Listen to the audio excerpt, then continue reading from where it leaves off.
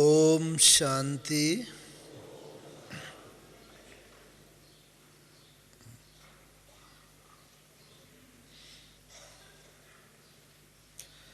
बाप दादा हम बच्चों को सदा ही विजयी भव का वरदान देते हैं और जब भी जीवन में विजय होती है, जीत होती है, तो क्या होता है? खुशी होती है।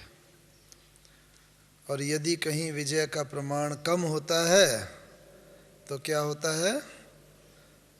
खुशी का प्रमाण भी कम हो जाता है।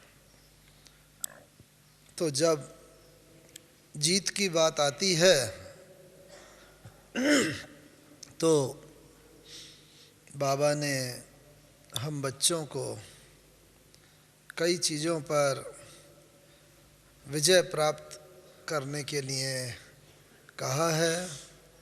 समय प्रति समय बाप दादा उस बात के ऊपर बल देते रहते हैं।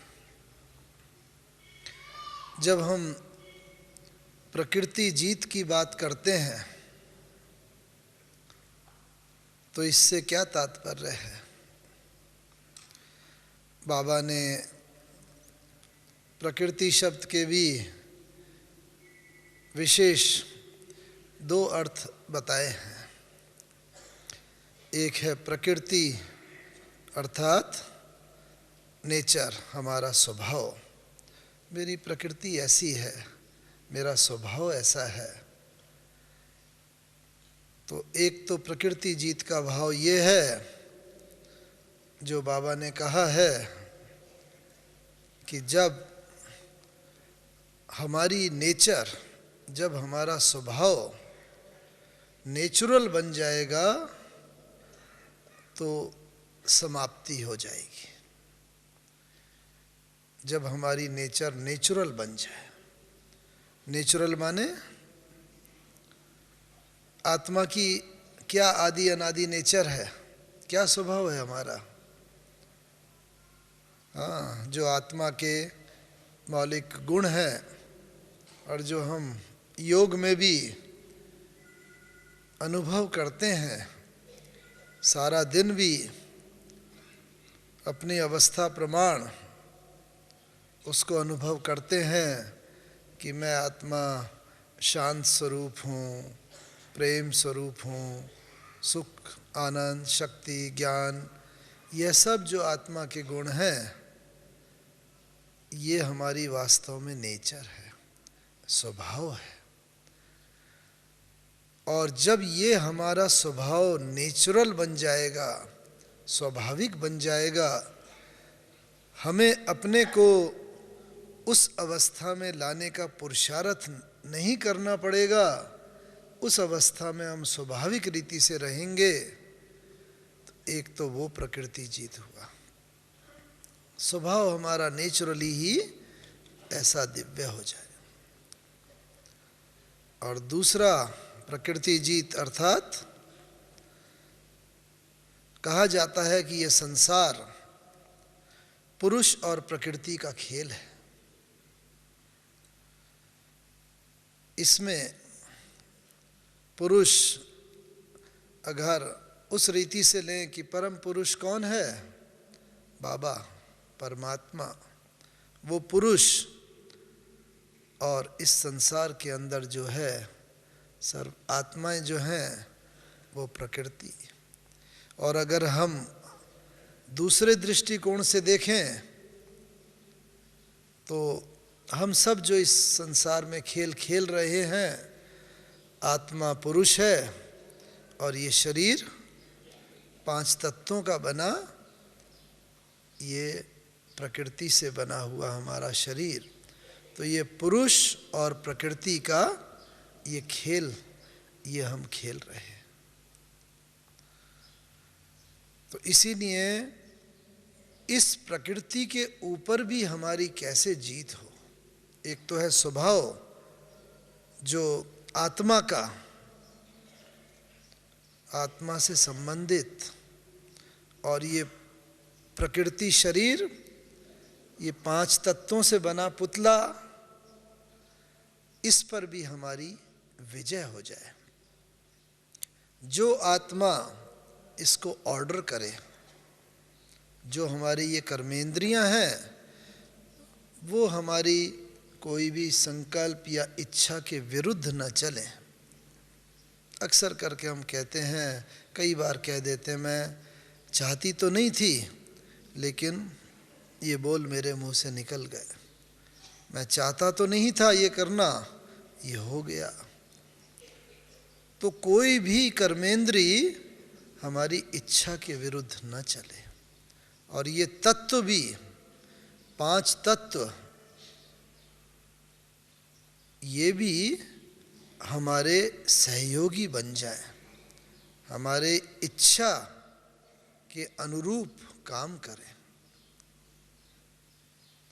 तो आज हम इस पर ही कुछ विचार करेंगे आपस में कि इस प्रकृति के हम विजयी कैसे बने। जहाँ तक स्वभाव की बात है, संस्कार की बात है, इसमें एक विशेष बात तो ये है कि अपने ऊपर बाबा ने कहा है 3 चीज़ों पर विशेष पुरुषार्थ करना है। एक है स्वयं को बदलना, अपने को। एक है सर्व आत्माओं को संदेश देते हुए उनको बाबा के करीब लाना। और तीसरी बात है प्रकृति के तत्वों पर विजय प्राप्त करना। तो एक मुख्य बात इसमें जो आती है, पहली बात जो अपने स्वयं से ही संबंधित है। हम सब जानते हैं कि हम सब आत्मा हैं।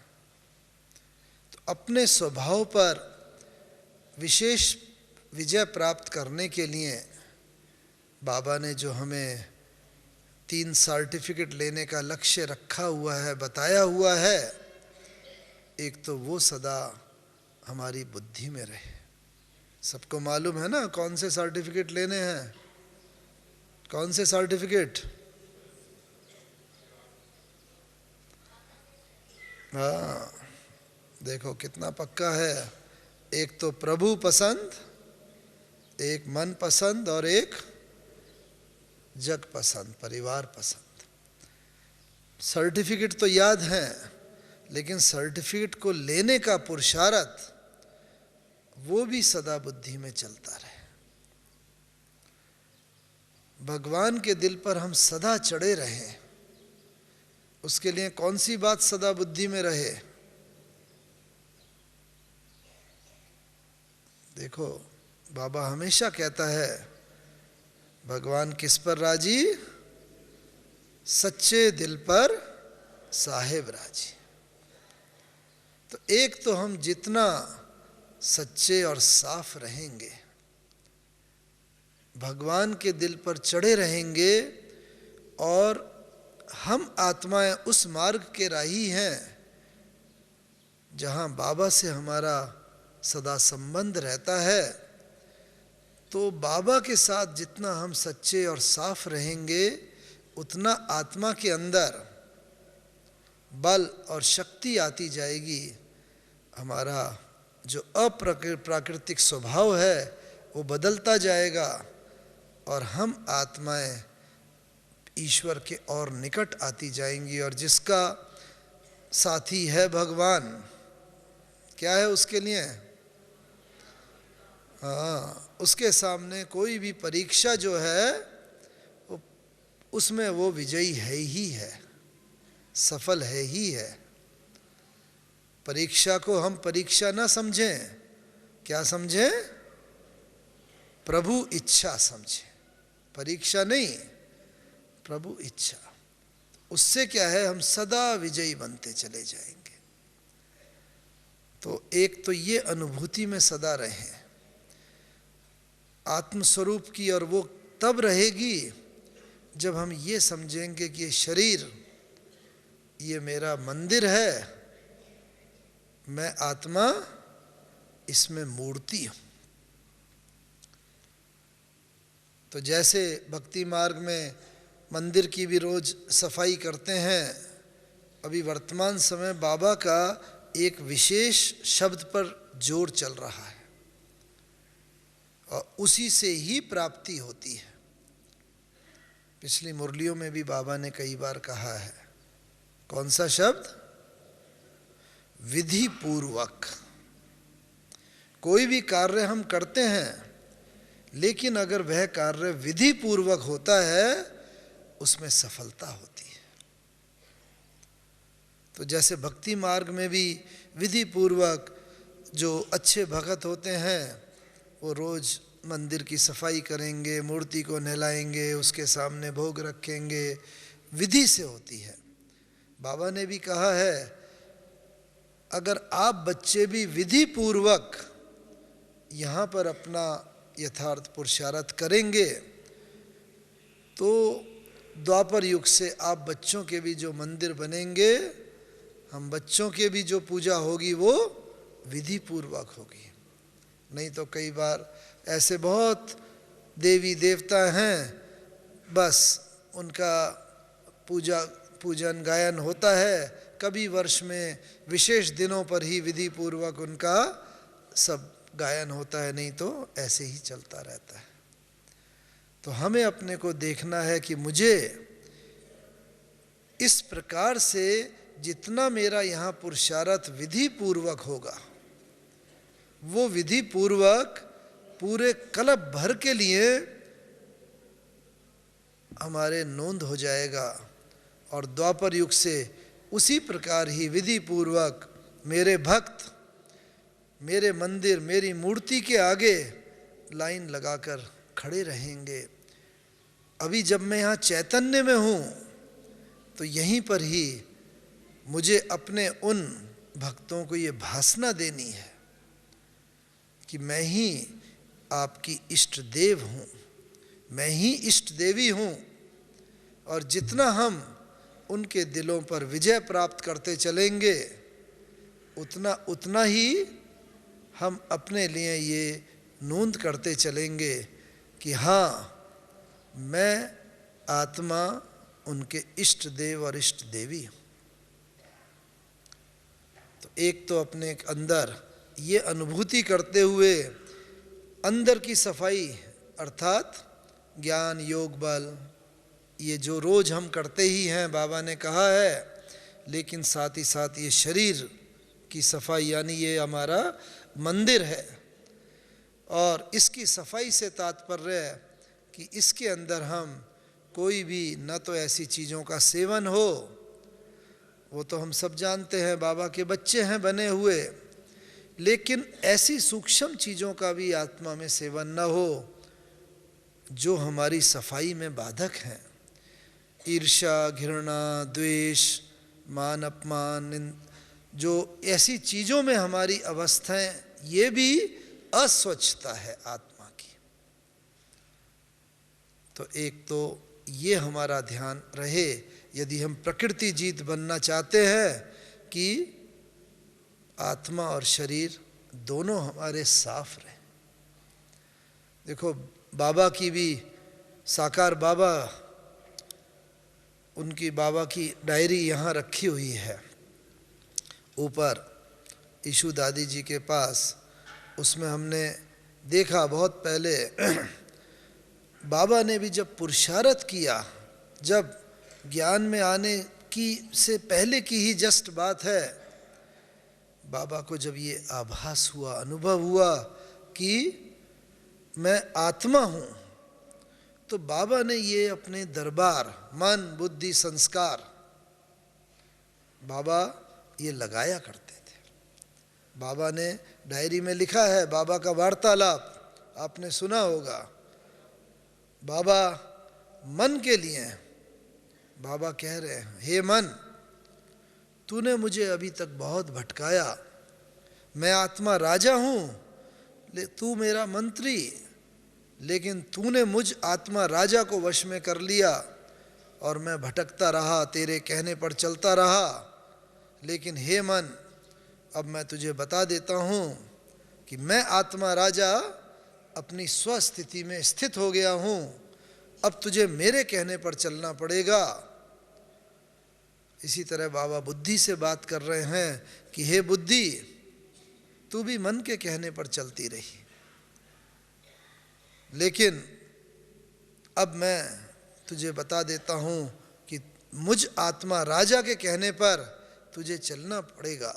और बाबा ने ये देखा, जो बाबा कहते भी हैं कि मन बुद्धि संस्कार की इनकी दरबार लगाओ।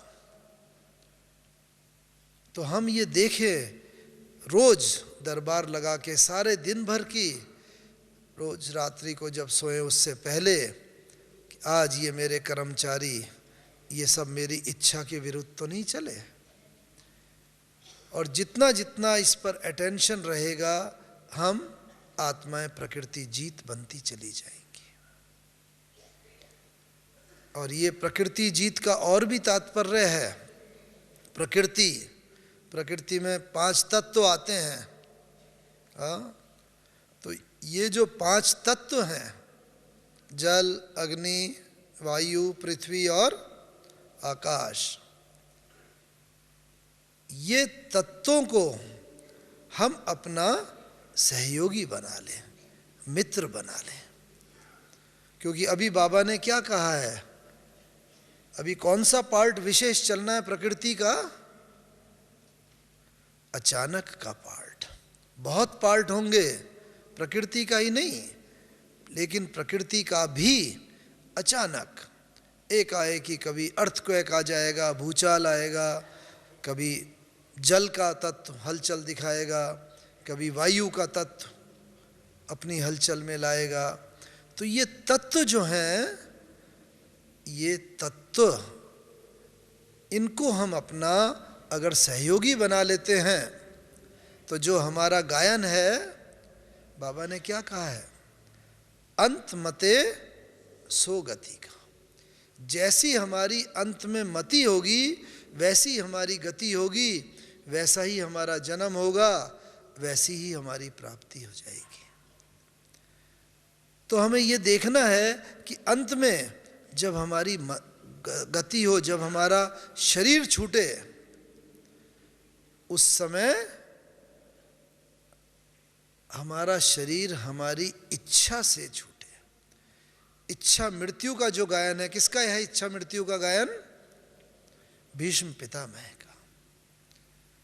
तो प्रकृति के वशीभूत होके हमारा शरीर न छूटे। अगर अर्थक्वेक आया, भूचाल आया, जमीन हिली और उसमें ही जहाँ बैठे हैं बिल्डिंग गिर गई और एकदम हमारा शरीर छूट गया, चारों तरफ हाहाकार मच रहा है, त्राही त्राही मच रही है, उस समय यदि हमें हमारे कोई मित्र, संबंधी, वैभव, किसी चीज़ की याद आई और उधर भी बुद्धि जरा रही और उसके बाद शरीर छूटा, तो क्या गति होगी? क्योंकि प्रकृति के तत्वों की तो बहुत हलचल होनी है। इसलिए प्रकृति के तत्वों को भी हम ऐसा बना लें कि ये हमारे मृत्यु का कारण न बन जाए। इसलिए इनके साथ हम सहयोग करते चलें, इन्हें अपना हम मित्र बनाते चलें। तो बाबा की एक डायरी में तो यही अभ्यास, इसकी जो बाबा ने मन बुद्धि संस्कार, उसकी दरबार की बात, और दूसरी बाबा की एक और डायरी, उसके अंदर क्या है, जो बाबा ने शुरू में कई बार साकार मुरली में भी बाबा की आते हैं कि बाबा को जब ये ज्ञान हुआ, बस नशा चढ़ गया, मैं आत्मा हूँ, बस बाबा ने डायरी पेन लेकर के उसको सीरियसली लिया, अच्छे स्टूडेंट की तरह। मैं आत्मा हूँ, जसोदा आत्मा है, ये निर्मल आत्मा है, ये आत्मा है। जहाँ व्यक्ति की बुद्धि जाती है वो चीज़ों पर बाबा ने अभ्यास किया। बाबा का युगल का नाम जसोदा था। तो बस मैं आत्मा हूँ, जसोदा आत्मा है, ये आत्मा है, बच्चे के लिए, बच्ची के लिए अभ्यास करा।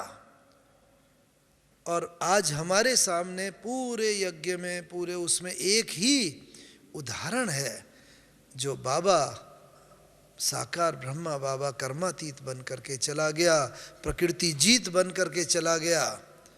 हम बच्चों को भी उन्हें फॉलो करके प्रकृति जीत बनना है। तो मैं भी अपने आप से ये पूछूं कि मैंने कितना अभ्यास किया। ये केवल योग के समय मनन करना, मैं आत्मा हूँ, शुद्ध आत्मा हूँ, शक्तिशाली पवित्र आत्मा हूँ, सारे केवल इतना ही सफिशिएंट नहीं है। ये अभ्यास, और देखा जाता है जो चीज़ लिख करके अभ्यास करी जाती है वो बहुत पक्की हो जाती है। तो मैं भी अपने आप से पूछूं कि यदि मुझे भी बाबा की तरह प्रकृति जीत बनना है तो मैंने कितना अभ्यास किया। ऐसा अपनी प्रकृति को बदल करके उसको संपूर्ण सतोप्रधान बनाने का, कि हर एक को केवल कहने तक ही सीमित न रहे, अनुभव हो, देखने में, बोलने में, हर चीज़ में कि ये भी आत्मा है, मैं आत्मा हूँ, ये आत्मा है।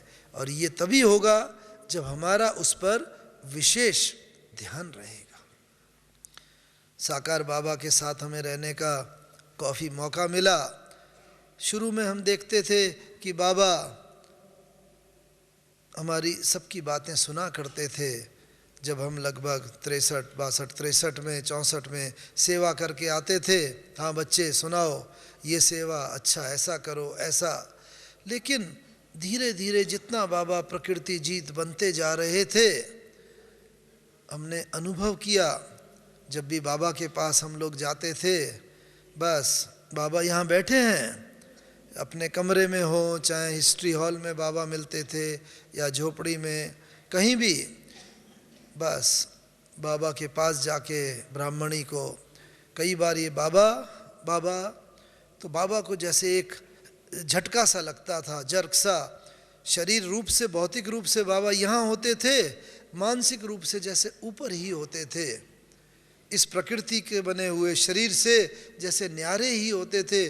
और बाबा को जैसे, हैं बच्ची कुछ कहा, तो उस समय बाबा जैसे आके फिर, हाँ बाबा ऐसा ऐसा जो भी कहना होता था बाबा फिर सुनते थे, और नटशैल में उस चीज़ का समाधान करके, बात करके, फिर बाबा जैसे कि ऊपर उपराम हो जाते थे। जो बाबा कहते हैं कि अब हम बच्चों की ऐसी स्थिति हो कि हमें ऊपर से नीचे आने के लिए पुरुषार्थ करना पड़े, न कि नीचे से ऊपर जाने के लिए। हम अपने आप से पूछें कि मुझे नीचे से ऊपर जाने का पुरुषार्थ करना पड़ता है या ऊपर से नीचे आने का पुरुषार्थ करना पड़ता है? क्या हमारी अंतरात्मा जवाब देगी? कहाँ क्या पुरुषार्थ करना पड़ता है? हाँ, नीचे से ऊपर जाने के लिए हमें पुरुषार्थ, ऊपर से तो नीचे बस सेकंड में आ जाते हैं। तो अभी हमें ये देखते चलना है, प्रकृति जीत बनना है। तो ये प्रकृति से बने हुए, 5 तत्वों से बने हुए शरीर से मैं आत्मा कितनी उपराम रहती हूँ, कितनी अलग रहती हूँ।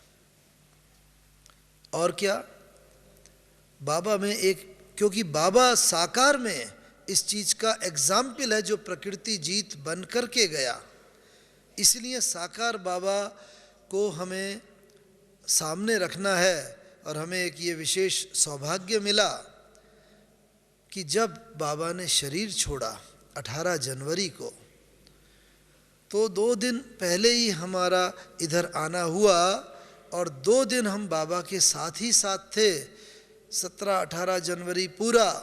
तो हमें बाबा की संपूर्ण कर्मातीत अवस्था को निकट से देखने का बहुत जो मौका मिला, वो मैं आपके साथ शेयर कर रहा हूँ।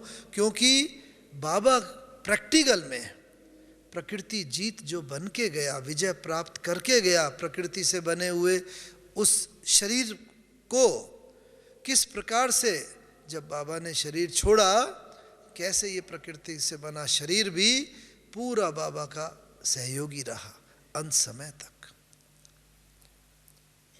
बाबा के पास हम ये अनुभव करते थे, लास्ट में विशेष हम लोग ने ये अनुभव किया, बहुत सेवा करके बहुत दूर से आए थे। बाबा के जितना जितना व्यक्ति शरीर से उपराम होता जाता है उतना उसमें ये विशेषता आती जाती है।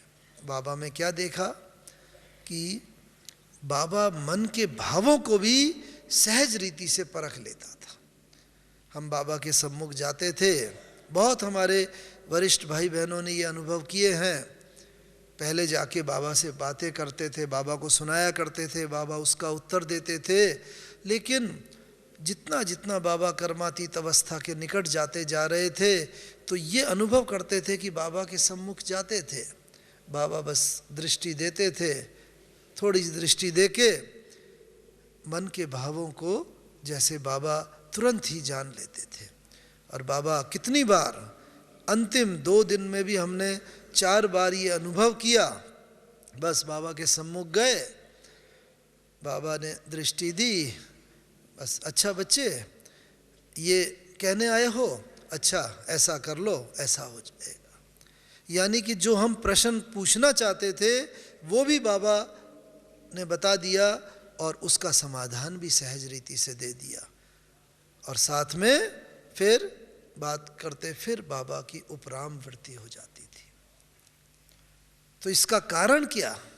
क्योंकि जितना जितना इस प्रकृति से हम उपराम होते जाएंगे, इस शरीर से भी हम, उतना क्या होगा कि आत्मा जो है अपनी इच्छाओं के ऊपर उसका कंट्रोल होता जाएगा।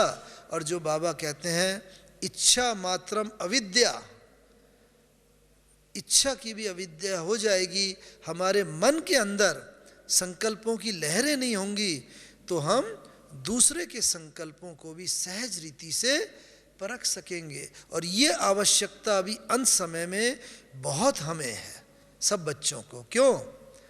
क्योंकि अभी ऐसा पार्ट चलना है कि बहुत सृष्टि की आत्माएं आएंगी चारों तरफ से त्राही त्राही करती हुई। कोई प्रेम की इच्छुक आत्मा आएगी, कोई शांति की, कोई शक्ति लेने के लिए आत्मा आएगी। कोई समय नहीं होगा कि वो आके कहें कि मुझे शांति चाहिए, मुझे शक्ति चाहिए। हर आत्मा अलग अलग इच्छा लेकर के आएंगी। उस समय यही पार्ट चलना है अंत में कि हम उनके मन के भावों को परख करके उनकी इच्छाओं को पूर्ण कर दें। जो भी इच्छा लेके वो आत्माएं हमारे पास आई हैं, बस हमारे सम्मुख आते ही उन्हें तृप्ति का आभास हो जाए। और जब ऐसा होगा, ये होने वाला है, हुआ कल पहले भी हुआ था, हुआ पड़ा है, क्योंकि वो आत्माएं जिनके हम इष्ट देव हैं हमारे सम्मुख आते के बाद ही वो तृप्ति का अनुभव करेंगी, प्राप्ति का अनुभव करेंगी। और तभी अंत समय ही ये निकलेगा, शायद भक्ति मार्ग में यही गायन होके गया है कि हे भगवान जिधर देखता हूँ उधर तू ही तू है, या भगवान सर्वव्यापी हम सब में उन्हें अपने इष्ट देव का, भगवान का आभास होगा। बाबा के सम्मुख भी, साकार बाबा के सम्मुख जो जैसी इच्छा लेकर के आता था उसकी वो इच्छा पूर्ण होती थी। जो जैसा, आज अगर कोई राम का भक्त आए और उसे अगर कृष्ण का या शक्ति का साक्षात्कार हो, वो अनुभूति हो, उसे तृप्ति होगी? नहीं होगी। जो भावना लेकर के आया है वो भावना को जब तक हम पढ़ नहीं सकेंगे, परख नहीं सकेंगे, उससे हमारी उसे उसका साक्षात्कार अनुभूति नहीं होगी। तो इसलिए इसके लिए ये आवश्यक है हमारे मन के अंदर कोई संकल्पों की कोई भी लहर ना हो, कोई इच्छा ना हो। और जब हमारे अपने इच्छाएं नहीं होंगी, संकल्प नहीं होंगे, दूसरे की इच्छा को बड़ा सहज रीति से हम पढ़ करके उनकी इच्छाओं को पूर्ण कर सकेंगे।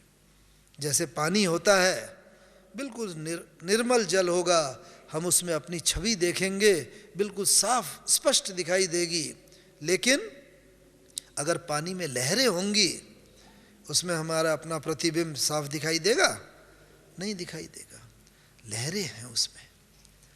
ऐसे ही यदि हमारे अपने मन के अंदर हमारे अपने संकल्पों की, कोई इच्छा की, कोई भी बात की लहर होगी, तो दूसरों की लहरों को, संकल्पों को नहीं परख सकेंगे।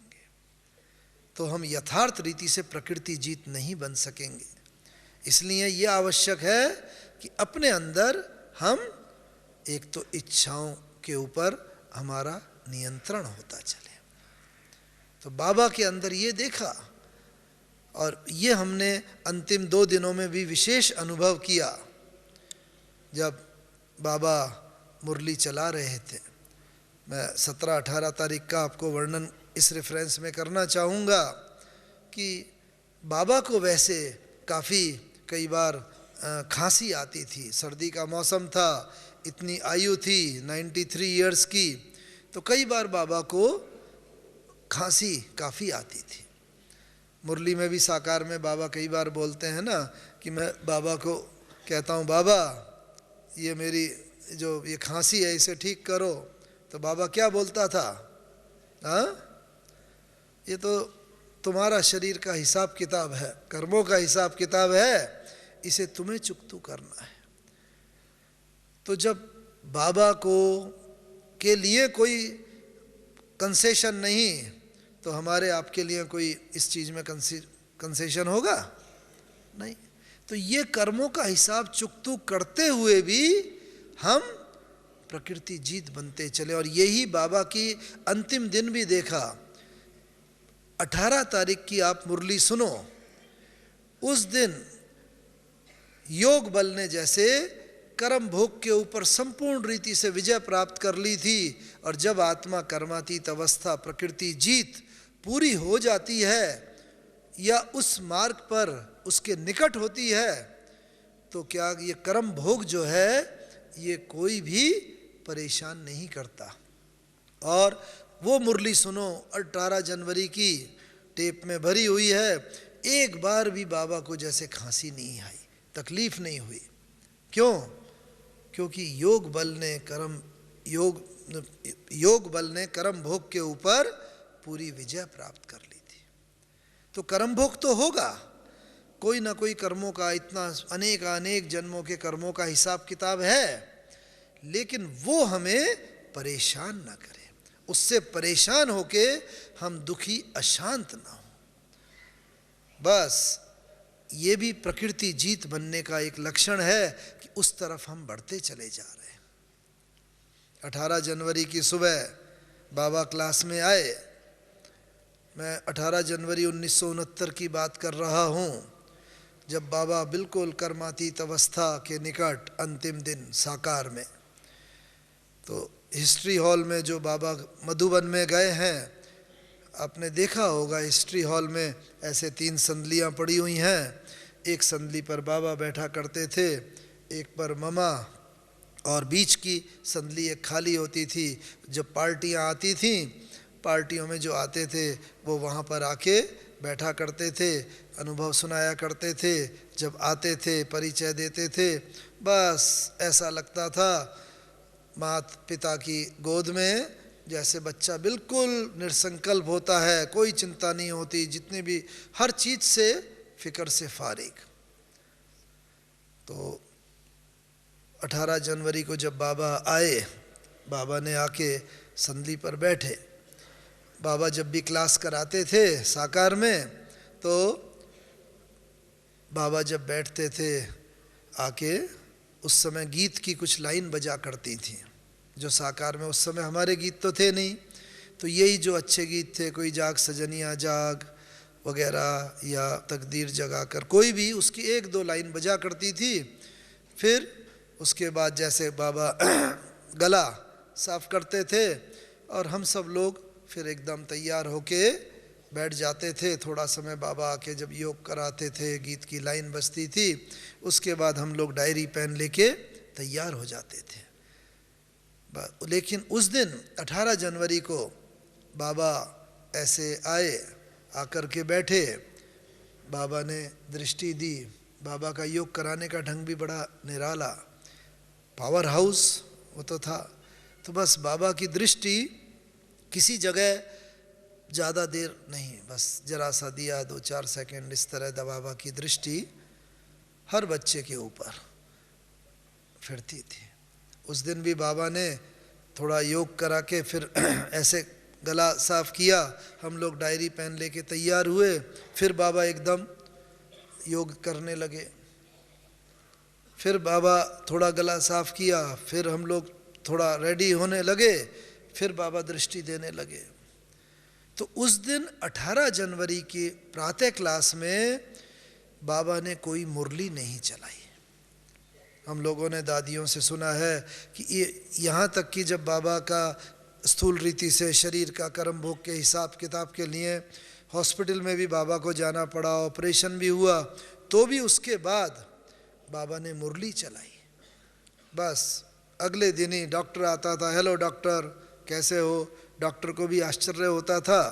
लेकिन 18 जनवरी को जैसे शिव बाबा को ये हो कि आज मैं बच्चों को शक्ति से भर दूं।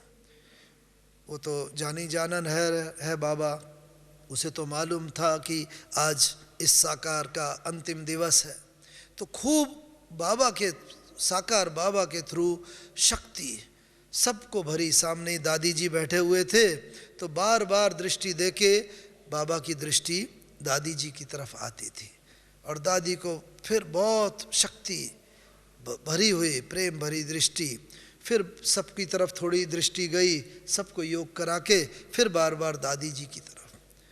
तो बाबा ने सबको और विशेष करके दादी जी को शक्ति भरी। और उस दिन पूरा बाबा ने मॉर्निंग क्लास में कोई शब्द नहीं, बार बार दृष्टि दे के शक्ति भर के बाबा फिर क्लास से उठ के अच्छा मीठे मीठे बच्चों को याद प्यार गुड मॉर्निंग कह के बाबा चले गए।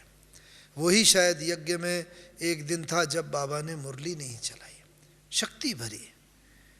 खैर थोड़ा बहुत बच्चों को संकल्प उठा कि ऐसा भाई बाबा ने आज मुरली नहीं चलाई, लेकिन किसी ने कोई विशेष ध्यान नहीं दिया, सब अपने काम में लग गए। सारे दिन भर बाबा ने भी जो नियमित कार्य होते हैं, अच्छा बच्ची ईशु दादी को कहा आज जितने पत्र लिखाने हो लिखा लो, जिनके जवाब हैं, जो जो पेंडिंग वर्क पड़े हुए थे बाबा ने सारे के सारे वो क्लियर किए। हमारा जो नक्की लेक का म्यूज़ियम है वो भी बिल्डिंग बाबा ने एक दिन पहले ही तभी उसका सैंक्शन दिया, क्लियर किया। इस प्रकार से सारे काम सारे भर में रहे हुए बाबा ने निपटाया। रात्रि क्लास मधुबन में हमेशा 9 बजे होती है शुरू से, तो उस दिन 8 बजे ही बाबा ने एक भाई को बुलाया और बस कहा कि भाई आज बाबा रात्रि क्लास जल्दी कराएंगे, तो आप सब बच्चों को इन्फॉर्म कर दो। बाहर की 1-2 पार्टी थी, बाकी सब मधुबन निवासी थे। तो पहले क्या होता था, हिस्ट्री हॉल के बाहर ही एक घंटा रखा रहता था, जैसे स्कूल में होती है ना घंटी, है वो बजाई जाती थी, सब इकट्ठे हो जाते थे। तो उन भाई ने, जमुना प्रसाद भाई ने यही करा, बुला के तो कहा बाबा आज क्लास जल्दी कराएगा, सब लोग आ जाए। सब भोजन वगैरह कर लिया था, तो सब लोग 8:15 साढ़े 8 के बीच में इकट्ठे हो गए, और बाबा भी बस क्लास में जल्दी आ गए उस दिन। बस बाबा का रूप भी बिल्कुल जैसे बाल कृष्ण जैसा रूप उस दिन, ऐसा लंबा सा टोपा लगाया हुआ, और संपूर्ण कर्मातीत वाली आत्मा कैसी चमक रही होगी, जस्ट आप इमेजिन कर सकते हैं। क्योंकि शरीर देखने में तो शरीर ही आता है, लेकिन आत्मा की चमक शरीर के नैनों के द्वारा, चाल के द्वारा, पूरे शरीर का एक एक अंग जैसे कि चमकता हुआ सा, लाइट का जैसे फरिश्ता। बाबा आए, बैठे क्लास में, और उस दिन पूरा बाबा ने जो मुरली चलाई उसकी ही काफ़ी शिक्षाएं शांति स्तंभ पर लिखी हुई हैं। बाबा ने कहा कि देखो पूरे विश्व में भारत बहुत बड़ा तीर्थ है, और भारत में भी आबू महान से महान तीर्थ है, ये बात सबको बताओ। आदि आदि ये जो शिक्षाएं लिखी हुई हैं, ये सब उस दिन की 18 जनवरी की मुरली के अंदर ये बाबा ने कही। और एक बार भी बाबा को खांसी नहीं आई, बिल्कुल बाबा। अब मैं एक संकल्प की बात भी बताता हूँ कि कैसे बाबा, अभी भी अव्यक्त बाप दादा आते हैं ना, तो हम लोगों की दिल होती है चलो बाबा ने मुरली चलाई, दृष्टि भी दी, लेकिन बाबा व्यक्तिगत कोई मेरे लिए बोल दे, मुझे टोली लेने का चांस मिल जाए, या कोई दृष्टि बाबा से मिल जाए व्यक्तिगत। तो ऐसी साकार में भी जब बाबा होते थे, बाबा की तो पर्सनैलिटी ही ऐसी थी, चुंबक की तरह। बस साकार में जब भी बाबा से मिलते थे, बस आओ बच्चे, बाबा यूं हाथ कर देता था, आओ बच्चे, मीठे बच्चे आओ, और बस हम सब बाबा की बाहों में समा जाते थे। सदा यही अनुभव होता था। और उन विशेष करके 2 दिन में हमें बाबा से मिलने का जो मौका मिला, जैसे ही बाबा की गोद में गए, तुरंत ही एकदम अशरीरी बन गए। तो जो आत्मा कर्मातीत अवस्था के निकट होगी, जो प्रकृति जीत पूरी बन चुकी हुई होगी, या उस मार्ग के बहुत निकट होगी, तो एक ये उससे अनुभव होगा कि उससे जब हम दृष्टि लेंगे, उसका स्पर्श मात्र होगा, उसकी वाइब्रेशन, उसके से दूसरी आत्मा भी एकदम अशरीरी हो जाएगी, न्यारी हो जाएगी। तो मैं भी ये चेक करता चलूं कि मेरे संबंध संपर्क में जो आत्मा आती है, मैं जिस आत्मा पर दृष्टि डालती हूँ या डालता हूँ, जिसको भी मैं देखता हूँ, उस आत्मा को भी यही आभास होता है, क्योंकि हम भी उसी प्रकृति जीत बनने के राही हैं, जिस मार्ग पर साकार बाबा ने विजय प्राप्त की। तो उस दिन विशेष जितनी बार बाबा से मिले उन 2 दिनों में, ये एकदम अनुभव हुआ कि जैसे मैं इस शरीर से एकदम न्यारी हूँ। नीचे आने का बहुत पुरुषार्थ जब बाबा से मिलते थे, फिर बाबा थपथपाया करते थे, और फिर जैसे हम नीचे आया करते थे और शरीर में, और फिर अलग हुआ करते थे साकार बाबा से। हर एक को हमारे से ये कि हमारी दृष्टि से, हमारे वाइब्रेशन से, उनसे ये अनुभूति हमें करानी है, ये जीवन का ये लक्ष्य रहे। उसके बाद बाबा ने मुरली चलाई, और मुरली के बाद बाबा ने बाबा बैठे। साका हिस्ट्री हॉल में एक वो रखा हुआ है ट्रांसलाइट का चित्र। तो बाबा कहते हैं, अरे बच्चे, सदा तुम्हारा यही लक्ष्य रहना चाहिए, बस आज मैं ये हूँ, ये पुराना शरीर, कल मैं जाके ये बनूंगी, ये बनूंगा। और बाबा को इतनी आयु, इतना शरीर का भी कर्म भोग, हिसाब किताब, लेकिन बाबा जो कहता है ना, क्या कहता है, खुशी में खग्गियाँ मारनी चाहिए। हाँ, मालूम है कैसे खुशी में? बाबा को प्रैक्टिकल हम देखा करते थे, बस यहाँ ट्रांसलाइट का, अरे बच्चे देखो, कल बाबा जाके ये बनेगा विष्णु, ये कृष्ण बनेगा, प्रिंस बनेगा, आज बाबा देखो ये है, आज ये है, तो बस खग्गियाँ माने हो, कल बाबा ये बनेगा। ऐसे खुशी में बाबा का चेहरा हमेशा ही ऐसा चमकता रहता था। मैं भी अपने में चेक करूं कि वर्तमान परिस्थितियां या कोई परीक्षा या कोई पेपर मेरी खुशी को गायब तो नहीं कर देता है। एकदम इतने सब होते हुए भी खुशी में, क्योंकि बाप समान बनना है, साकार बाबा को फॉलो करते हुए, उनके कदम में कदम, फुट स्टेप पर रखते हुए, क्योंकि हमारी नेचर ही ये है आनंद स्वरूप की, प्रेम स्वरूप जो है, सदा हमारे हर चीज़ से आनंद, खुशी, उसकी अनुभूति हमें ही नहीं, दूसरों को भी, जो भी हमारे संबंध संपर्क में आए, उन्हें होती रहे। तो उस दिन बाबा ने ये मुरली चलाई, सामने हम बैठे हुए थे, सुन रहे थे, हमारे मन में भी जस्ट एक संकल्प आया, अरे बाबा कुछ बोले। बस 1 सेकंड में देखो, ये कर्मातीत अवस्था की आत्मा के लक्षण है, जो देह से भी न्यारी अवस्था में होंगे, प्रकृति जीत स्थिति में।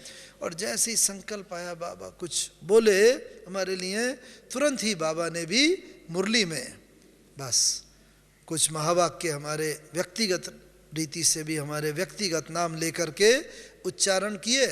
तो उसका भाव क्या है कहने का, कि हमारे मन के संकल्प जो हमारे इष्ट देव हैं उन तक पहुँचते हैं, और उनसे हमारी इच्छाएं पूर्ण होती हैं।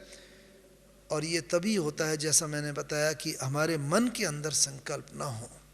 ये हमें एक एक चीज़ को चेक जितना हम करते चलेंगे, उतना उतना हम स्वतः ही कर्मातीत अवस्था, प्रकृति जीत स्थिति की तरफ आगे बढ़ते रहेंगे। उसके बाद बाबा उठे, मुरली चला के, अच्छा मीठे मीठे बच्चों को याद प्यार, गुड मॉर्निंग बाबा कहा करते थे। और बाबा खड़े हुए, खड़े होके बाबा एक कदम बढ़े, फिर बाबा घूम करके दृष्टि देने लगे एक एक बच्चे को। हिस्ट्री हॉल में थोड़ा ही उस टाइम बच्चे थे, एक एक बच्चे को बाबा ने दृष्टि दी। बस आज बाबा को ये हो कि आज मैं सब बच्चों को भर दूं, क्योंकि वो तो अंतिम साकार में अंतिम मिलन था। फिर बाबा एक कदम और आगे बढ़े, फिर घूम गए, फिर दृष्टि देने लगे। तो उस दिन रात्रि में 18 जनवरी को मुरली चला के बाहर तक, दरवाजे तक जाते जाते भी बाबा 4-5 बार रुके। रुकने के बाद एक एक को दृष्टि दी और बार बार बाबा की दृष्टि दादी जी की तरफ आके रुक जाती थी। खूब दादी जी को शक्ति से भरपूर किया, क्योंकि जाने जाननहार बाबा को तो मालूम था साकार में आज ये मेरा अंतिम मिलन है। और इस प्रकार से बाबा सबको वो करते हुए बाबा वहाँ पर बस दरवाजे तक गए। दरवाजे पर खड़े होके बाबा ने महावाक्य उच्चारे, अच्छा बाबा अब विदाई लेता है, छुट्टी लेता है। टेप में ये भरे हुए हैं। कभी भी बाबा ने ये शब्द नहीं बोले कि बाबा छुट्टी लेता है, विदाई लेता है, लेकिन उस दिन बाबा ने ये शब्द बोले, अच्छा बाबा छुट्टी लेता है, विदाई लेता है। और ऐसा कहते मुस्कुराते हुए बिल्कुल जैसे बाबा अपने कमरे की तरफ चले गए। और फिर तो सबको मालूम ही है कि किस प्रकार से हमारे बड़ी दादी जी बाबा के कमरे में अंतिम समय बाबा के सम्मुख थे। बाबा का हाथ में हाथ, नैनों में नैन समाते हुए, दृष्टि लेते हुए बाबा अपनी सारी शक्तियों की विल दादी जी को करते हुए बाबा ने छुट्टी ली। तो एक बात विशेष देखने की है कि 18 जनवरी को बाबा ने शरीर छोड़ा और बाबा का संस्कार 21 तारीख को दोपहर के बाद किया गया, क्योंकि बड़ी दीदी टूर पर थे। जहाँ पर भी जा रहे थे, टेलीग्राम, टेलीफोन वगैरह सब ये कहते थे कि हम पहुँच रहे हैं, रखो शरीर रखो, हम आ रहे हैं आ रहे हैं। तो 18 से 21, 19, 20, 21, 72 घंटे, लगभग 70 घंटे के बाद भी बाबा का शरीर बिल्कुल वैसा ही चमकता रहा। न शरीर में कोई इंजेक्शन दिया गया। और सबसे बड़ी बात होती है, जब आत्मा शरीर छोड़ के जाती है तो शरीर अकड़ जाता है, स्टिफ हो जाता है। लेकिन 21 तारीख को भी जब हम लोगों ने स्नान आदि कराया वो, तो बिल्कुल बाबा का शरीर एकदम फ्लेक्सिबल। ये प्रकृति जीत बनने का लक्षण है कि इस जो प्रकृति का नियम है कलयुग में, उसको भी लांघते हुए बाबा का शरीर बिल्कुल चमकता हुआ, ऐसा कि अब बाबा बस फिर खड़े हो जाएंगे और कहेंगे आओ बच्चे, मीठे बच्चे जैसे कहा करते थे, और अभी हम सब फिर बाबा की बाहों में समा जाएंगे। और इस प्रकार से जो चमकता हुआ और फ्लेक्सिबल शरीर, ये प्रकृति के 5 तत्वों को, उन पर भी विजय प्राप्त करते हुए ये चले गए। तो ये प्रकृति जीत हम भी कैसे बने कि अंत समय में प्रकृति के ये तत्व जो अभी तमो प्रधान हो गए हैं, ये भी हमारे इच्छा मृत्यु में बाधक न बने। हमारी इच्छा बस अब मैं आत्मा शरीर छोड़ के बाबा आपकी गोदी में आई कि आई, बस बाबा, और बिल्कुल मक्खन से बाल की तरह हम ऐसे चले जाए जो अंत मते सोगति हमारी हो जाए। वो कैसे होगा? प्रकृति के कोई तत्व हमारे मार्ग में, तो इसमें उन तत्वों को हम उनके अनुरूप अपने को हम ढाल लें। बड़ा सहज है। मानो अभी सुनामी आया 2 महीने पहले दिसंबर में, समुद्र की लहरें, 2 लाख लोग मर गए उसमें। लेकिन बाबा ने ये भी कहा है, जो बच्चों का बुद्धि योग मेरे साथ क्लियर होगा, समय पर उन्हें यथार्थ टचिंग होगी क्या करना है, और वो ही राइट की तरफ उनके कदम बढ़ेंगे और वो आत्माएं उस पेपर पर विजय प्राप्त कर लेंगे। तो इसीलिए हमें कोई पुरुषार्थ नहीं, हमें सिंपली ये देखना है कि मेरी बुद्धि की लाइन वो क्लियर रहे। तो जल तत्व ये भी बहुत बड़ा प्रकृति में हलचल करने वाला है। जल का विशेष गुण क्या होता है? शीतलता, वो तो ठीक है, और क्या होता है? जल में सबसे बड़ा गुण होता है फ्लेक्सिबिलिटी। कटोरी में लो, कटोरी का रूप ले लेगा, गिलास में लो, गिलास का रूप ले लेगा, थाली में डालो, थाली का रूप ले लेगा। तो जल से हमें ऐसे मित्रता कर लेनी है कि जल जो है अंत समय में हमारी कठिनाई का कारण न बने, मृत्यु का कारण न बने। और दोस्ती किन में होती है?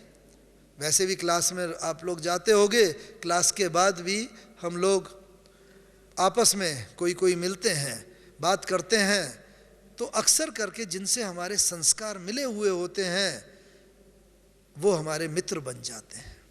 तो ऐसे ही जल तत्व, मित्र कभी मित्र की जान नहीं लेता, तो ये जल तत्व भी हमारे मृत्यु का कारण न बने। चाहे जितना प्रलय जैसी हो जाएगी, प्रलय शब्द तो है नहीं, परिवर्तन होगा, लेकिन जितना जल उथल पुथल होगा, जितने ऊंचे लहरें आएंगी, लेकिन यथार्थ समय पर हमें यथार्थ टचिंग होगी और उन परिस्थिति से पार हो करके वो तभी होगा जब जल जैसे हमने गुण धारण किए होंगे, हमारे गुण, हमारे संस्कार और जल के संस्कार एक हो जाए। तो जल का एक संस्कार है फ्लेक्सिबिलिटी, किसी भी परिस्थिति में अपने को एडजस्ट कर लेना। तो एक तो मैं अपने अंदर ये देखती चलूँ आत्मा कि मेरे अंदर हर परिस्थिति में एडजस्ट होने के संस्कार हैं। अगर मैं हर परिस्थिति में एडजस्ट हो सकती हूँ, अगर मेरे अंदर शीतलता का संस्कार है, जल का एक और संस्कार होता है कि जल हमेशा आगे बढ़ता रहता है। पानी आएगा, बहेगा, बाहर पत्थर भी पड़ा होगा, कोई चीज़ भी होगी रुकावट, इधर उधर घूम घाम के जल आगे बढ़ता चला जाएगा।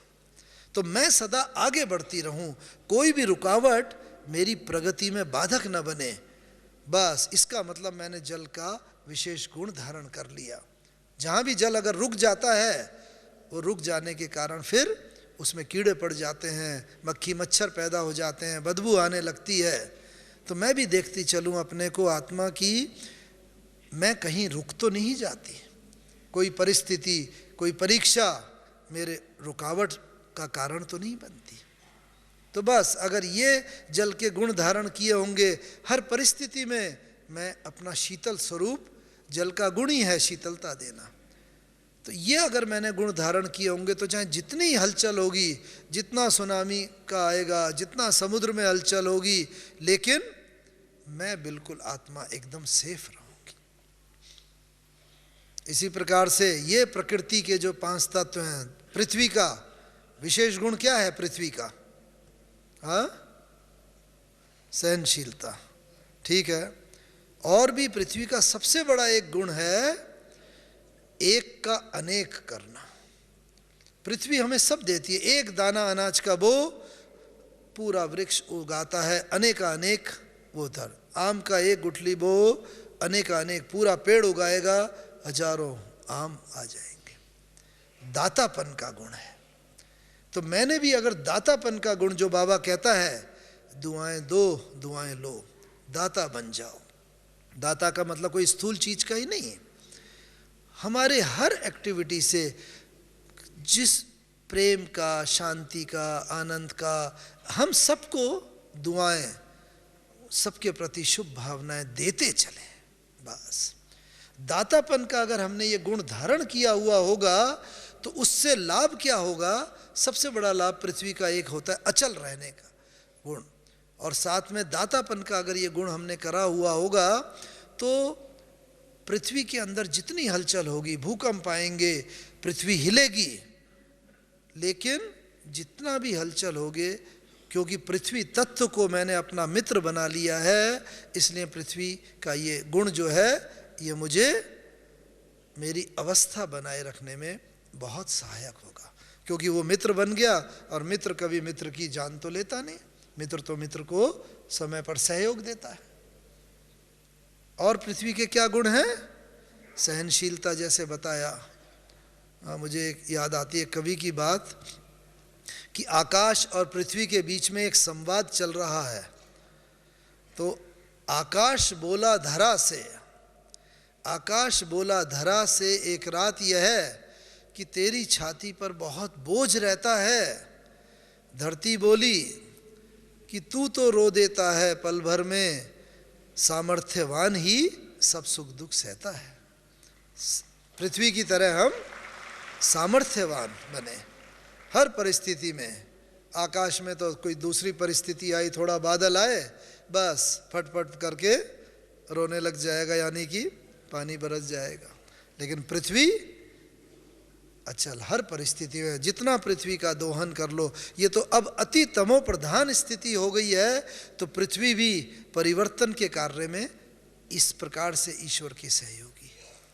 ऐसे ही हर तत्व का गुण, पवन का क्या गुण है, वायु का, हाँ बाबा ने कही, हाँ वायु का विशेष गुण है एक तो हल्का, उड़ा के ले जाना। पवन तेज चलेगा, हर चीज को उड़ा के ले जाएगा। बाबा की मुरली चली थी कई वर्ष पहले बहुत डिटेल में कि ये भी तत्व बहुत सहायक बनेगा सफाई करने के, जब चारों तरफ ऐसे एटम बम, हाइड्रोजन बम, अग्नि, सब तरफ चारों तरफ शरीर होंगे, राख होगी और सबके जल पूरा चारों तरफ ना ऐसे पृथ्वी में कचरा होगा। तो ये वायु तत्व ही है जो तेज चल के पूरी पृथ्वी की सफाई करके सारी की सारी ये ले जाएगा। तो वायु हर चीज को हल्का, गीत भी है ना हमारा, उड़ते रहो और उड़ाते रहो। जैसे पवन उड़ता है और उड़ाता ले जाता है, ऐसे हम वायु की तरह हल्के रहें। बस हल्की चीज ऊपर उठती है, भारी चीज नीचे आती है। कोई परिस्थिति हो, परीक्षा हो, मैं भारी ना बनूं, हल्के, आत्मा हल्की रहेगी, अगर उड़ती रहेगी, उड़ाती रहेगी, तो ये प्रकृति जीत जितना मैं बनती चली जाऊंगी, तो अंत समय ये शरीर के यही तत्व, चाहे जितने भी इसके अंदर परेशानी होगी, रोग होगा, तकलीफ होगी, ये हमारे मृत्यु का कारण नहीं बन सकते। और पवन में हल्का रहकर उड़ाने, सफाई का। ऐसे ही अग्नि का क्या गुण होता है, अग्नि का गुण होता है रूप परिवर्तन का। अग्नि में कोई भी चीज डालो उसका रूप परिवर्तन हो जाता है। इसी प्रकार से मैं भी अगर आत्मा अग्नि स्वरूप बन के, योग अग्नि की तरह अगर मेरा स्वरूप रहेगा, तो मेरे सम्मुख जो भी आत्मा आएंगी, बाबा कहता है तुम्हारे सम्मुख रोती हुई आए, हंसती हुई जाए। अशांत आत्मा आए, तुम्हारे एक दृष्टि लेके, तुम्हारे वाइब्रेशन से वो शांत होके चली जाए। कोई भी आत्मा ऐसी आए जो दुखी, अशांत है, किसी प्रकार की, वो हमारी स्थिति इतनी पावरफुल हो, थोड़े समय के लिए भी हम उसका रूप परिवर्तन कर दें। ये हमारा अग्नि स्वरूप का, जैसे सूरज होता है ना, जब सूरज निकलता है पूरे वातावरण को परिवर्तन कर देता है। बहुत ठंडी होगी रात को, दिन में सूरज के प्रभाव में गर्म हो जाएगा। रोशनी होती, जहाँ सूरज की किरणें पड़ती हैं वहाँ पर कीटाणु आदि वो सब ठहरते नहीं हैं, अंधेरे में ही यह सब होते हैं। तो ये जो है सूर्य की तरह, मैं यही अपना योग अग्नि का सा स्वरूप रहे। और आकाश का विशेष गुण कौन सा है, हाँ, विशालता। आकाश के इस विशेष गुण को वैज्ञानिकों ने कैसे यूज किया है, आकाश के गुण के कारण ही वहाँ सैटेलाइट छोड़े जाते हैं, उपग्रह छोड़े जाते हैं, और आज हम एक सेकंड में दुनिया के एक कोने से दूसरे कोने में बात कर सकते हैं। जो भी एक कोने में चल रहा है टीवी के द्वारा देख सकते हैं। क्यों? इन सैटेलाइट के द्वारा ही। यानी कम्युनिकेशन बड़ा सहज हो गया है। तो ऐसे ही आकाश जैसी विशालता हमारे हृदय में हो कि हमारे मन के द्वार किसी के लिए भी बंद ना हो, किसी से भी हमारा कम्युनिकेशन, बोलचाल ब्रेक डाउन ना हो। ऐसा हमारा स्थिति हो कि कोई भी आत्मा हमारे संपर्क में आए, वो ये अनुभव करे कि ये महान आत्मा है, इनके दो महावाक्य मुझे सुनने को मिले। और ये तभी होगा जब हमारे अंदर आकाश जैसी विशालता आएगी। अक्सर होता क्या है कि जिनसे हमारे संबंध बहुत अच्छे होते हैं उनसे तो हम बहुत घुल मिल करके बातें करते हैं, और जिनके साथ हमारा थोड़ा उतना अच्छा अगर नहीं होता है तो उनसे हम थोड़ा दूर रहते हैं, उनसे उन संपर्क अवॉइड करते हैं। लेकिन आकाश विशालता, क्योंकि अंत समय में ये सृष्टि परिवर्तन के कार्य में बहुत बड़ा सहयोगी बनेगा आकाश, क्योंकि आकाश मार्ग से ही, ऊपर से ही बम आएंगे, मिसाइल्स आएंगे, रॉकेट आएंगे, आकाश मार्ग से ही जो ये मैन मेड मनुष्य द्वारा आपदाएं आनी है, परिवर्तन का कार्य होना है, सबसे बड़ा पार्ट आकाश मार्ग से ही आना है। और अगर आकाश की तरह हमने ये विशालता धारण की हुई होगी तो आकाश मार्ग से चाहे विनाश के जितने भी साधन आएंगे वो मुझे कम से कम कुछ नहीं कर सकते, लेकिन मेरे अंदर आकाश जैसी विशालता हो, हर मनुष्य के लिए, हर व्यक्ति के लिए मेरे मन में स्थान हो, सब मेरे सम्मुख आके हल्केपन का अनुभव करें, ये आकाश का गुण। तो ये प्रकृति जीत हुआ, ये प्रकृति के 5 तत्व, इनसे जितना भी हमारा क्लोज संबंध होता जाएगा, उनके एक एक गुण को हम धारण करते जाएंगे, उनसे मित्रता करते जाएंगे, तो ये प्रकृति के तत्व जो है परिवर्तन का जो कारण बनेंगे, ये मुझे कुछ नहीं और मैं प्रकृति जीत हो करके बस आत्मा मक्खन से बाल की तरह निकल करके अंत मते सोगते के अनुसार अंत में अपनी संपूर्ण कर्मातीत अवस्था को प्राप्त कर लूँगे। तो इस रीति से अपने को एक हम ये देखते चलें किस प्रकार से हर चीज में ये तत्व हमारे जैसे सहयोगी बनेंगे, बाबा ने कहा है। तो ये तत्व हमारे भी जब सहयोगी, प्रकृति के परिवर्तन में सहयोगी, तो यहाँ पर भी छोटे से छोटा भी सहयोग हो, हम सहयोग देने में कोई पीछे ना रहे। ये ना सोचें कि अरे मेरा ये 1 रुपया या 8 आना या मेरा ये छोटा सहयोग, नहीं। भगवान ये क्वांटिटी नहीं, भगवान क्वालिटी देखता है, सहयोग किस भावना से किया है। रामायण वो कथा आती है, गिलहरी की सुनी होगी ना, भक्ति मार्ग में, रामायण में, कि जब रामचंद्र जी पुल बांध रहे थे लंका में जाने के लिए, तो बड़े बड़े पत्थर वगैरह उस पर सब राम राम लिख करके समुद्र में छोड़ रहे थे और वो पत्थर तैर रहे थे और इस प्रकार से पुल बन रहा था। तो एक छोटी सी गिलहरी होती है ना, तो गिलहरी बस समुद्र में जाती थी, डुबकी लगाती थी, अपना शरीर गीला कर लेती थी, फिर रेत में आती थी, रेत में उलट पुलट होती थी, लौटती थी, फिर वो समुद्र के अंदर जाती थी, डुबकी लगाती थी, फिर रेत में आती थी। तो ऐसा कर रही थी। तो किसी ने पूछा कि तुम ये क्या कर रही हो? तो बड़े नशे से उसने कहा, मैं भगवान को पुल बनाने में सहयोग कर रही हूँ, मैं पुल बना रही हूँ। कैसे पुल बना रही हो तुम? कि जब मेरा शरीर ये गीला हो जाता है तो मैं जाके रेत में लौटती हूँ और रेत के जो कण मेरे शरीर पर चिपक जाते हैं, फिर मैं समुद्र में जाके उन्हें छोड़ देती हूँ और वो कण मिल करके पुल बनाने में सहयोग दे रहे हैं। देखो, और कहते हैं वो कि रामचंद्र जी ने इतना स्नेह से, उसकी भावना महान थी, इतना स्नेह से उसके हाथ फेरा कि कहते हैं वो 3 लाइनें जो हैं उंगलियों की, वो आज तक गिलहरी की पीठ पर वो चली आ रही हैं। वो 3 लाइनें होती हैं भक्ति मार्ग में, मतलब ऐसा गायन है। तो ईश्वर भगवान जो है वो भावना का भूखा है। वो ये नहीं कि मैंने कितना किया, किस भावना से किया। तो बस जो भी है हमारी भावना महान होगी, ऑटोमेटिकली हमारा तन मन धन समय हर चीज़ का सहयोग भगवान के लिए निकलता रहेगा। और जितना हम सहयोगी बनेंगे उतना प्रकृति के ये तत्व भी अंतिम समय में हमारी कर्मातीत अवस्था को लाने में सहयोगी बनेंगे और हम अंतिम कर्मातीत अवस्था को प्राप्त करके उड़ जाएंगे। तो ये हमें एक तो अपने को ये देखते चलना है कि कैसे सहयोगी। और इसके लिए एक बात पर विशेष अटेंशन हमें याद आता है, गुलजार दादी जी ने एक बार ध्यान में गए तो उन्होंने एक संदेश सुनाया। बड़ा रिलेवेंट है।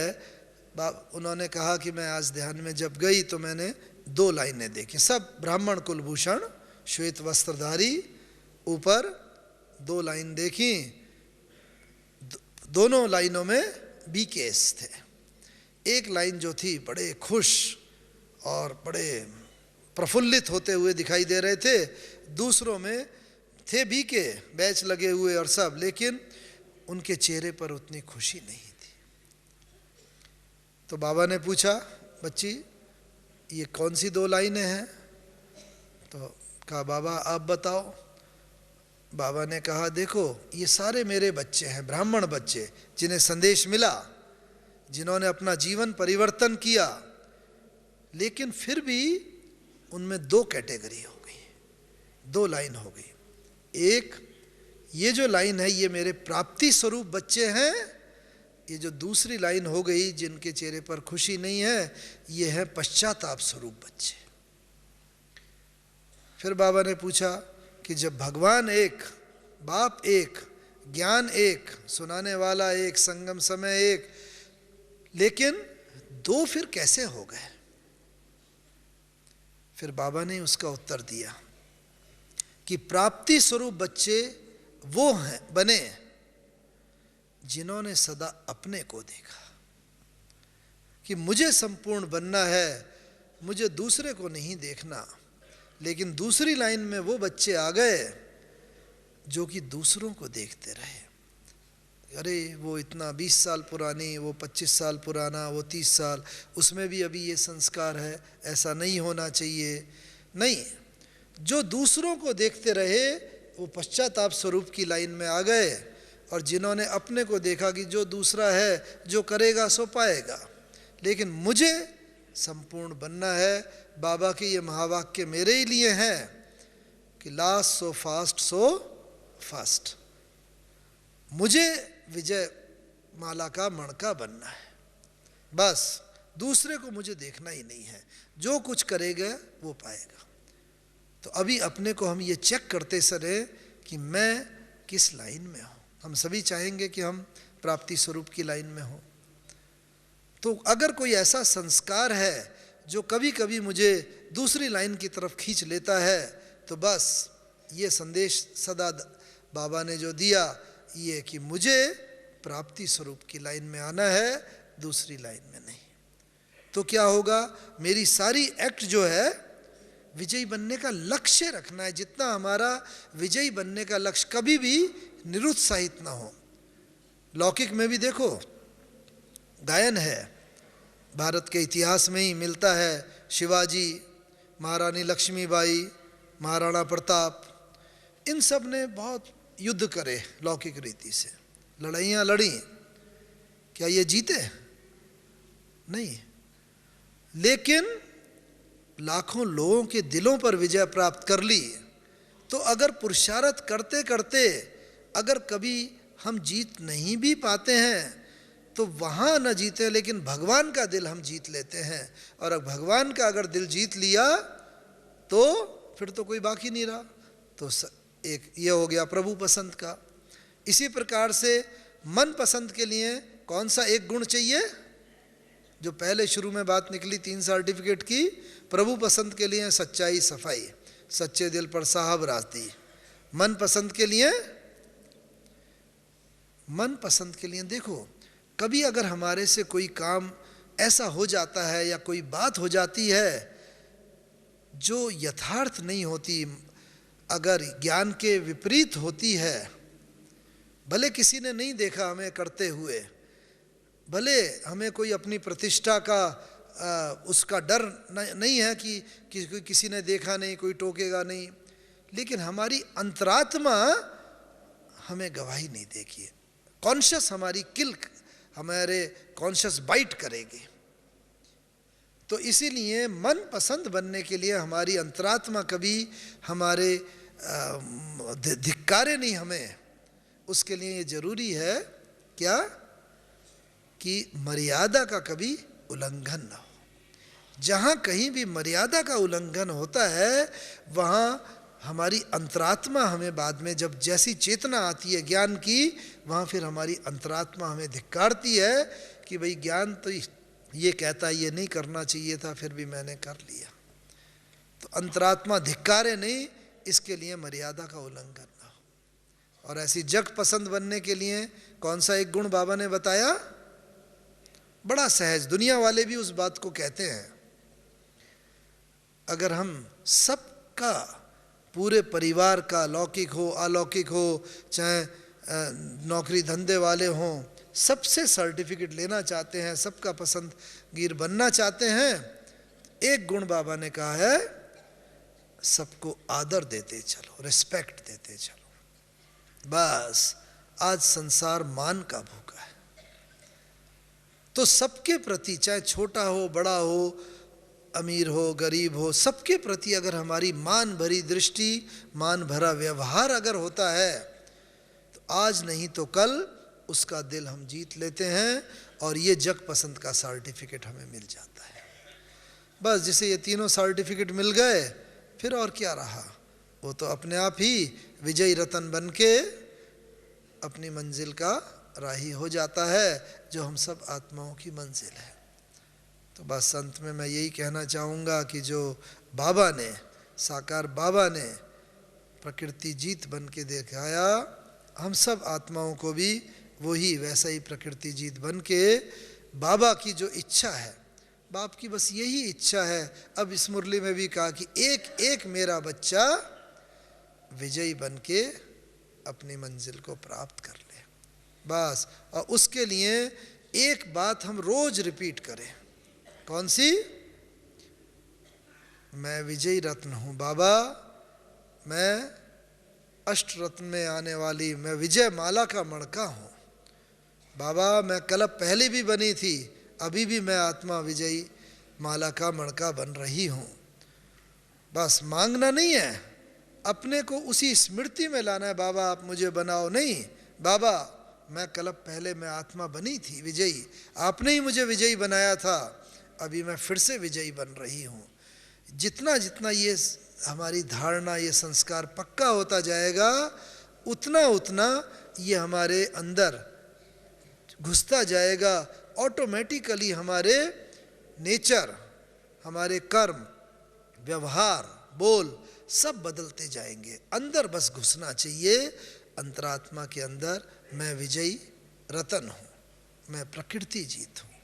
कल्प पहले भी मैं ही बनी थी, अब भी मैं ही बन रही हूँ, और कल्प कल्प भी मैं बनती रहूँगी बाबा।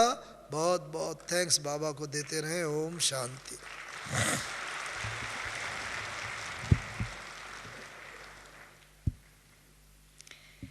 न जाने पुण्य है कब का, ये किस तप का है फल पाए, जो मधुबन वरदान भूमि पर हम बच्चों को बाबा इतना खजानों से भरपूर कर रहे हैं।